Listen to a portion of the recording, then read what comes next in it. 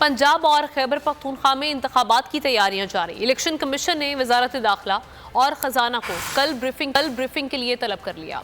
Election commission के मुताबिक वजारत खजाना से इलेक्शन के इनेकाद के लिए फंड्स की फराहमी, जबकि वजारत दाखिला को इलेक्शन की सिक्योरिटी के लिए आर्मी, रेंजर्स और दीगर कानून नाफिज करने वाले इदारों की फराहमी यकीनी बनाने का कहा जाएगा। बोल के खिलाफ साजिश हुई, न गवाह मिला न सबूत, लेकिन केस में अब तक बरियत क्यों न हुई? जब मुद्दई और तफ्तीशी खुद एतराफ कर चुका है कि कभी कोई जुर्म हुआ ही नहीं, तो केस में बरियत क्यों नहीं हुई? बोल अपील करता है कि केस अवाम के सामने सुना जाए, ताकि अवाम भी जान सकें कि बोल के साथ क्या हो रहा है। जिंदगी एक मैदान है और PSL 8 में हर टीम को छूना आसमान है।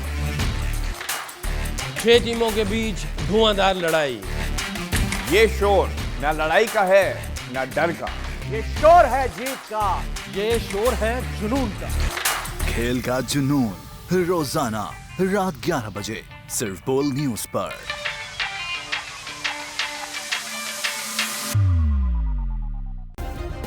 सब्सक्राइब करें और बेल दबाएं ताकि कोई खबर रह न जाए।